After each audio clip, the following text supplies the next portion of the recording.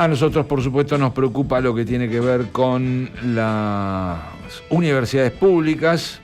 Se vienen días donde seguramente habrá definiciones tanto por el lado del veto ya anunciado por el Poder Ejecutivo Nacional a la ley de financiamiento universitario que aprobó el Congreso, y de ocurrir eso seguramente se definirá una fecha para una nueva marcha federal universitaria.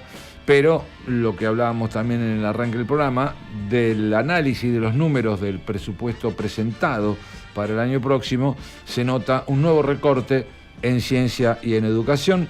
Vamos a saludar a Jorge Aliaga, que es físico, secretario de Planeamiento de la Universidad Nacional de Burlingame, representante de las universidades en el directorio del CONICET. ¿Qué tal, Jorge? Buenas tardes, muchas gracias por atendernos. ¿Qué tal? Buenas tardes, ¿cómo les va? Gracias a ustedes por llamar. No, al contrario. Bueno, me imagino que observando con preocupación todos estos datos que, bueno, yo recién mencionaba, tanto el veto presidencial como lo que supone la inversión o la escasa inversión en el presupuesto 2025 para ciencia y educación. Sí, bueno, la parte de educación, ustedes supongo que lo tendrán un poco más hablado por ser la universidad, la red de la universidad. Ustedes saben que a principio de año hubo un problema enorme de gasto de recorte de gasto de funcionamiento, que finalmente, primero en la Universidad de Buenos Aires y después por el resto del sistema, se solucionó allá por mayo más o menos. Sí. Lo que quedó pendiente, en el caso de las universidades, es la parte de los salarios docentes y no docentes, es que han recibido una pérdida muy grande. Te diría que los salarios más grandes, la misma pérdida que toda la Administración Pública Nacional, más o menos un 30%. Los salarios más chicos, el problema es que hay algo en los salarios docentes que se llama garantía salarial, que ponía un piso que nadie podía cobrar menos de un dado monto. Bueno, ese piso no se movió desde que asumió el gobierno. Entonces, había muchas categorías que cobraban ese piso porque el salario era menor, y ahora prácticamente todas fueron pasando para arriba, con lo cual hay categorías que directamente no han tenido aumento desde el principio de año. Claro. Entonces, digamos, y ahí estamos hablando de las categorías de los más jóvenes esencialmente, ¿no? Sí. Es decir, ayudante de primera, con poca antigüedad, etcétera. Los que tienen los salarios más chicos. Esa es la situación en las universidades. En ciencia, lo que ha venido ocurriendo es todo lo que es salario, como te decía, lo mismo que la administración pública. Hasta ahora veníamos perdiendo un 30% de salario. Eso, por los números que hay en el presupuesto que se presentó, queda igual. Es decir, no hay ninguna recuperación de esa parte de salarios. Y en el sistema científico, lo que no es salarios venía por dos grandes fuentes. Estoy hablando en general de lo que es investigación en las universidades y el CONICET. Sí. Después, si querés, hablamos de algunos organismos en especial, como la Comisión de Energía Atómica. Pero de los grandes, digamos, CONICET, universidades, el financiamiento venía por la Agencia de Promoción Científica y Tecnológica, que daba subsidios para investigar, y por el lado de lo que era el Ministerio de Ciencia, hoy Secretaría de Innovación, Ciencia y Tecnología, que tenía los fondos que salían de la Ley de Financiamiento de Ciencia y Tecnología, claro, que eran el programa Equipar Ciencia, Construir Ciencia, los programas federales, etcétera. Bueno, desde que subió el gobierno, todo eso lo paró completamente. Hasta ahora venía incumpliendo la ley de financiamiento en los hechos. En este proyecto de presupuesto dice directamente que no va a cumplir con la ley de financiamiento educativo, la ley de financiamiento de educación técnica, la ley de financiamiento de ciencia y con el FONDEF, que es un fondo de defensa que, digamos, da fondos para que se desarrolle tecnología nacional para la defensa. Todo eso queda cortado, lo cual va a haber menos desarrollos de INVAP, por ejemplo. Todo eso queda suspendido. La agencia prácticamente queda con el mismo presupuesto que tiene ahora, es decir, que más o menos los fondos para trabajar son, te diría, la tercera parte de lo que eran en el 2023 en términos reales. Es decir, al ser más o menos lo mismo en pesos, el poder adquisitivo con la devaluación y la inflación cayó más o menos a un tercio. Y en el caso de los programas Equipar Ciencia y Construir Ciencia, hasta ahora no se han ejecutado nada. Es decir, se han parado.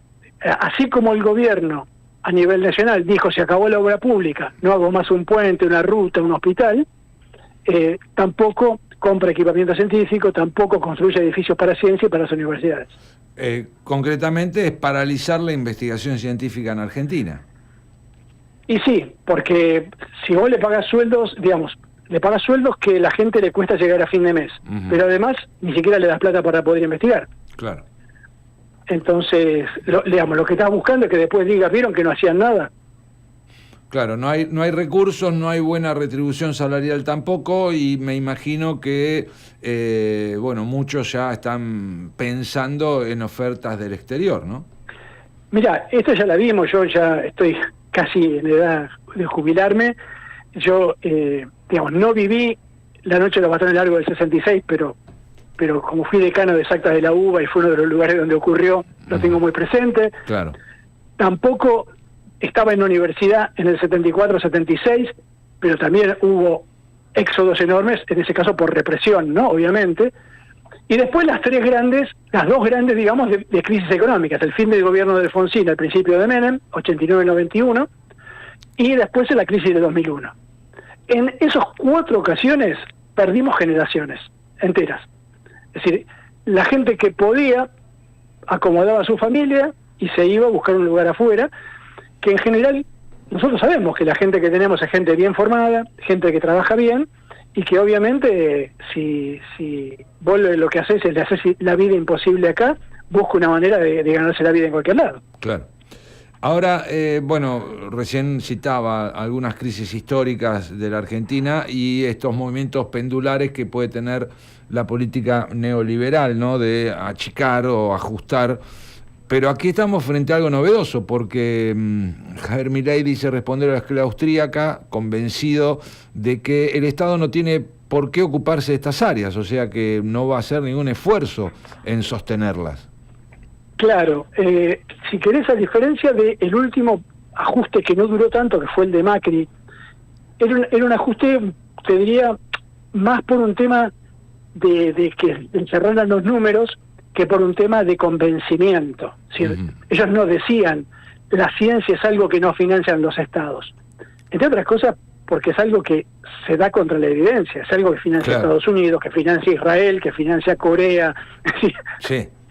Todos los países que han logrado llegar a un grado de desarrollo lo han hecho financiando ciencia y tecnología.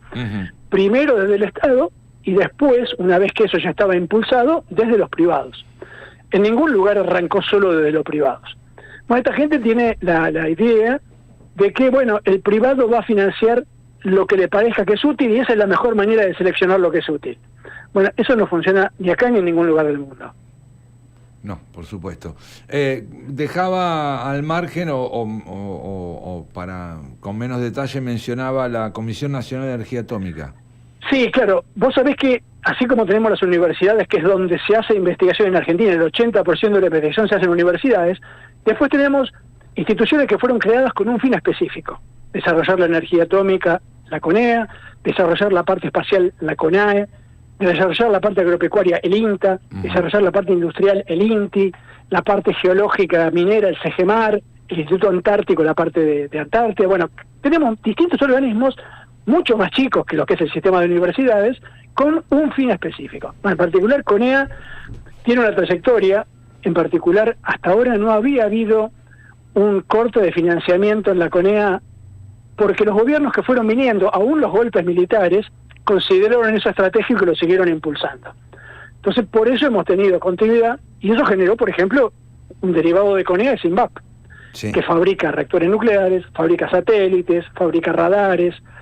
Bueno, en este momento teníamos en Argentina 2 obras que estaban prácticamente muy avanzadas. Uno es un reactor nuclear de producción de radioisótopos. Los radioisótopos son elementos nucleares que sirven para hacer diagnóstico en medicina y para hacer tratamiento. Argentina es uno de los principales productores en el mundo, tanto de radioisótopos como de reactores que producen radioisótopos.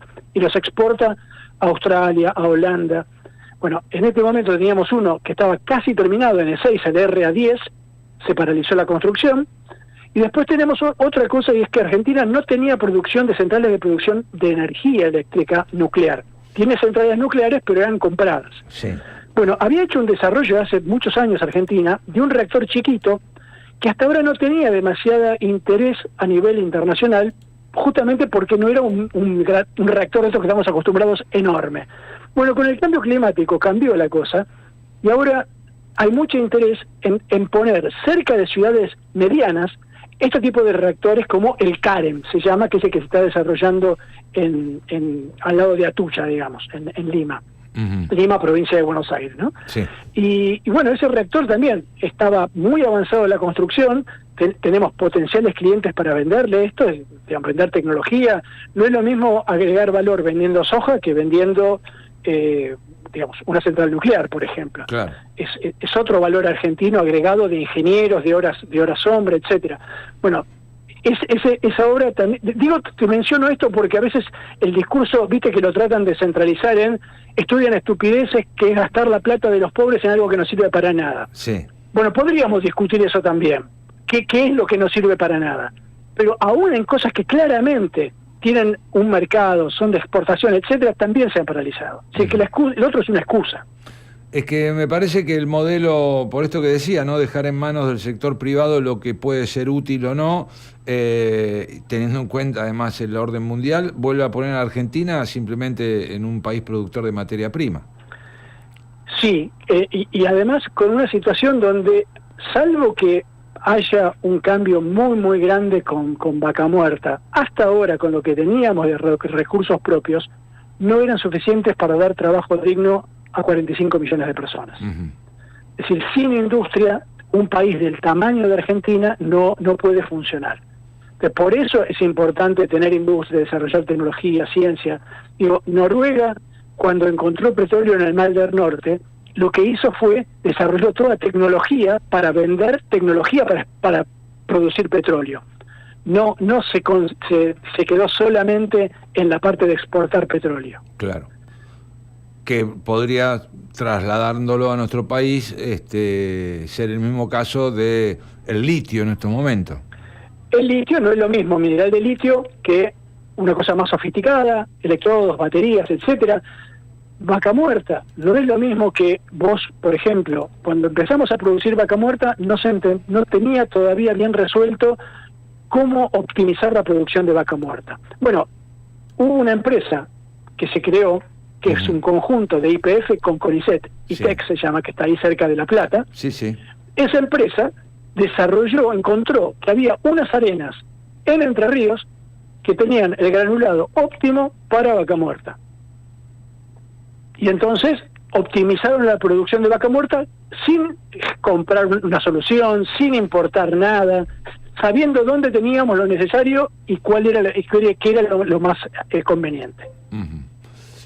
Bueno, yo comenzaba la nota diciendo que esta es una semana importante para tomar definiciones, pero en el ámbito universitario, ¿no? Que es en definitiva una pieza dentro de este tablero que incluye a la ciencia y la tecnología. Sí, a veces, dado que la mayor parte de la actividad universitaria es docencia, a veces se pierde de vista el rol de la investigación en las universidades. Pero por otro lado, como te decía, el 80% de la investigación argentina se hace en las universidades.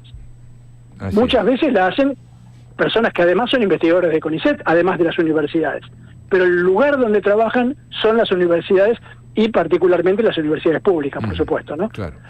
Entonces es central, digamos, hay muchos organismos que pueden ser más o menos importantes y podemos discutir si es más importante la Comisión de Energía Atómica o la Comisión de Actividades Espaciales, pero hay un solo organismo de ciencia que es imprescindible, son las universidades, porque ahí se forman recursos humanos para todo el sistema. Claro. Es el único lugar que forma los graduados.